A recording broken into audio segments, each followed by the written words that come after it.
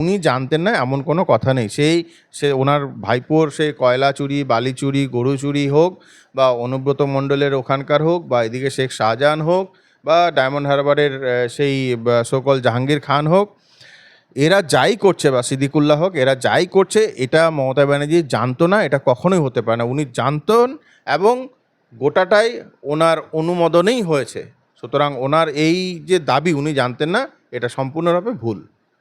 না, এটা অবশ্যই একটা বড় ভেলকি। কারণ অভিষেক ব্যানার্জি যদি মনে হয় যে বাকিরা ফিরে এলে পরে তিনি পদত্যাগ করবেন, তো সেটা ওয়েট কেন করছেন? উনি তো বুঝতেই পারছেন যে যে সমস্ত তৃণমূলী বিধায়ক বা এমপি বা অন্যান্য নেতা যারা আজকে ওনার এগেনস্টে বিষোদ্গার করছেন, উনি তো সেটা বুঝতেই পারছেন যে সেটা সব কিছু ওনার এগেনস্টে। তো তাহলে উনি আগে কেন পদত্যাগ করছেন না? উনি কেন ওদের ফিরে আসার অপেক্ষা করছেন? তো এটা একটা রাজনৈতিক ভেলকি, ঠিক আছে? এর বাইরে আর কিছু নয়। আপনারা দেখছেন নিউজ 16 ভারত, রাজনীতির অন্তরালে সত্যের সন্ধানে। মদন মিত্র বলছেন ক্রিমিনাল ভাইপো, পয়সা দিয়ে খুন করায় অভিষেক। যে উনি যে কথাগুলো বলছেন, সে কথাগুলো আজকে যখন ক্ষমতা থেকে চলে গেলেন তখন কেন বলছেন? উনি এই কথাগুলো আগে বলতে পারেননি? এটা হলো ১ নাম্বার কথা। ২ নম্বর কথা হলো যে উনি তো একজন মানে জনপ্রতিনিধি ছিলেন এবং উনি একজন নেতা, লিডার, এবং উনি যখন এই কথাটা বলেছেন তখন এই কথার মধ্যে নিশ্চয়ই কোনো সারবত্তা আছে।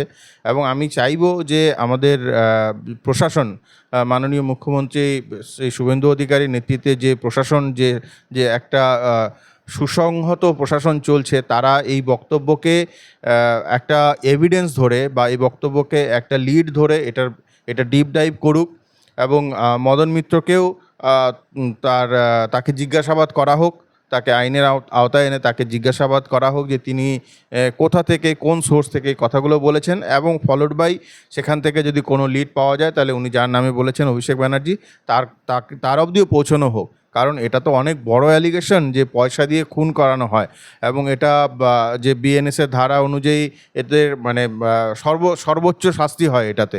তো সুতরাং এটা তো যে সে কথা নয়। উনি একজন মানে একজন লিডার হিসেবে, একজন নেতা হিসেবে উনি এত বড় কথা বলেছেন। সুতরাং এটার পর্যাপ্ত অনুসন্ধান এবং এটার ইনভেস্টিগেশন হওয়া উচিত। মমতা বন্দ্যোপাধ্যায় ফেসবুক লাইভ থেকে তিনি বলছেন।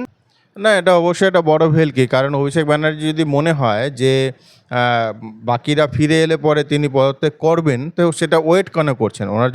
উনি তো বুঝতেই পারছেন যে যে সমস্ত তৃণমূলী বিধায়ক বা এমপি বা অন্যান্য নেতা যারা আজকে ওনার এগেনস্টে বিষোদ্গার করছেন, উনি তো সেটা বুঝতেই পারছেন যে সেটা সব কিছু ওনার এগেনস্টে। তো তাহলে উনি আগে কেন পদত্যাগ করছেন না? উনি কেন ওদের ফিরে আসার অপেক্ষা করছেন? তো এটা একটা রাজনৈতিক ভেলকি, ঠিক আছে? এর বাইরে আর কিছু নয়। এবং অভিষেক ব্যানার্জি তার তো কোনো পলিটিক্যাল ব্যাকগ্রাউন্ড নেই, শুধুমাত্র ব্যানার্জি পরিবারের সন্তান ছাড়া। সে মানে তার রাজনীতিক তার কোনো অভিজ্ঞতা নেই, কিছু নেই। তিনি জাস্ট একটা প্যারাশুট ড্রপ করে একটা এমপি হয়েছেন। তো তিনি এরকম যা খুশি তা বলতেই পারেন, কিন্তু উনি যাদের সম্পর্কে বলেছেন তারা প্রত্যেকেই পোড় খাওয়া রাজনীতিবিদ। তো তাদের মানে ওই অভিষেক ব্যানার্জির কথায় এগুলো, যে তারা যে আর মানে কোনো রিয়্যাক্ট করবেন না বা তারা যে কোনো পদক্ষেপ নেবেন না, এটা জানা কথাই। আর দ্বিতীয়ত মমতা ব্যানার্জি এখন সত্যি বলতে ওনার মাথার কতটা ঠিক আছে সেটা নিয়ে আমার ডাউট আছে। কারণ উনি ক্ষমতা থেকে চলে যাওয়ার পর একের পর এক নানা কিছু বলে যাচ্ছেন। উনি আগেও বলতেন, এখন আরও বেশি করছেন।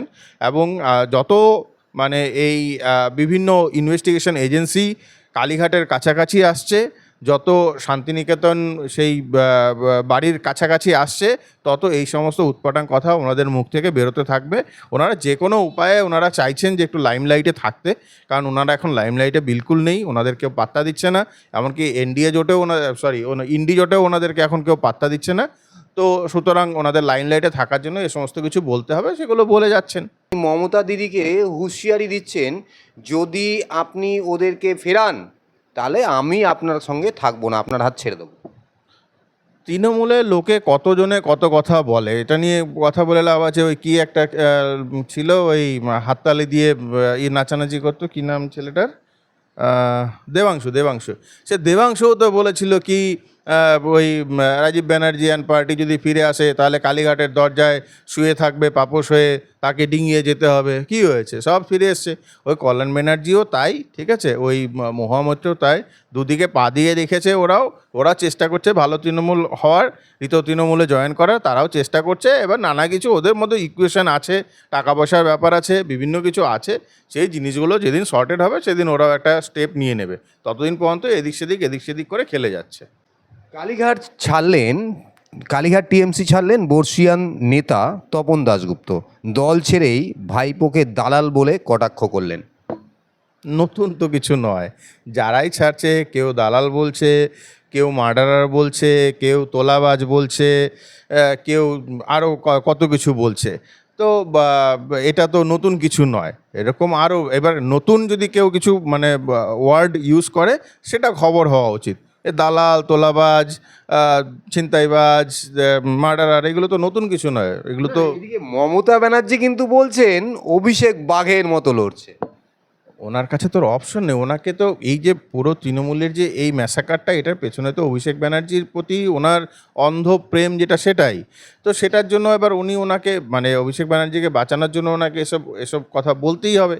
কারণ আলটিমেটলি এন্ড অফ দ্য ডেতে যে সমস্ত অভিষেক ব্যানার্জির নামে যে সমস্ত অ্যালিগেশন আছে এবং যে সমস্ত বিষয় নিয়ে তদন্ত হচ্ছে, সেই তদন্তগুলো যেদিন সম্পূর্ণ হবে সেদিন অভিষেক ব্যানার্জিকে অভিষেক ব্যানার্জির জেল যাত্রা কেউ আটকাতে পারবে না।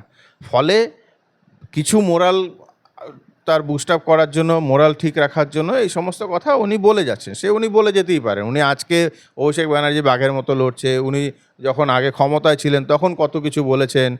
তো সেগুলো নিয়ে মানে কথা বলার কোনো যুক্তি হয় না আর কি। মমতা ব্যানার্জির বাড়ির ঠিক উল্টো দিকে তোলাবাজির ঘটনায় কাঠগড়ায় মমতার ভাই।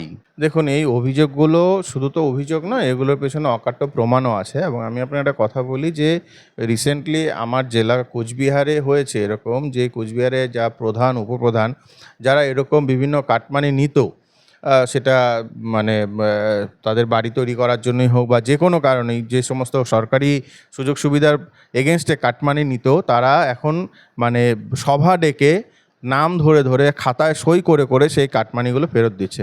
আমি বলছি যেটা কলকাতা থেকে দূরে কোচবিহারে হয়েছে, সেটা আগামীতে কলকাতাতেও হবে। যারা এই যে 150 পরিবার যাদের কথা বললেন, যেটা আমি মানে আপনাদের মুখেই শুনেছি, সাংবাদিক ভাইদের মুখেই শুনি যে পুরো হরিশ মুখার্জি রোডের সমস্ত কিছুই নাকি তারা কোনো না কোনোভাবে চলে বলে কৌশলে দখল করেছে। তো তারা তো এতদিন ভয়ে ছিল, কিন্তু এখন তো একটা প্রশাসন এসছে, একটা সরকার এসছে যারা ন্যায় বিচার করে, এবং তাদের সাপোর্ট যখন পাবে তারা একে একে সমস্ত প্যান্ডোরা বাক্স খুলবে। এবং যেভাবে গ্রামের প্রধান উপপ্রধানরা 2000-5000 টাকা কাটমানি নেওয়ার যে টাকাগুলো ফেরত দিচ্ছিল, ঠিক সেভাবে এদেরকেও ফেরত দিতে হবে, নইলে এরা আজীবন জেলের পেছনে থাকবে। এতে তো আর মমতা ব্যানার্জি বলতে পারবেন যে আমি জানি না। এরকম আরও জিনিস সামনে আসবে। আর এরকম কোনো কথা নেই যে মমতা ব্যানার্জি বলছে যে আমি জানি না। মমতা ব্যানার্জি হেন কথা নেই যেটা উনি জানতেন না। কারণ ওনার বক্তব্য ছিল যে সমস্ত কেন্দ্রে আমি এক প্রার্থী, সমস্ত গোটা তৃণমূলটাই উনি একা। সুতরাং উনি জানতেন না এমন কোনো কথা নেই। সে ওনার ভাইপোর সেই কয়লা চুরি, বালি চুরি, গরু চুরি হোক, বা অনুব্রত মণ্ডলের ওখানকার হোক, বা এদিকে শেখ শাহজাহান হোক, বা ডায়মন্ড হারবারের সেই সকল জাহাঙ্গীর খান হোক, এরা যাই করছে, বা সিদ্দিকুল্লাহ হোক, এরা যাই করছে, এটা মমতা ব্যানার্জি জানতো না। এটা কখনোই হতে পারে না। উনি জানতেন এবং গোটাটাই ওনার অনুমোদনেই হয়েছে। সুতরাং ওনার এই যে দাবি উনি জানতেন না, এটা সম্পূর্ণরূপে ভুল। আপনারা দেখছেন নিউজ 16 ভারত, রাজনীতির অন্তরালে সত্যের সন্ধানে।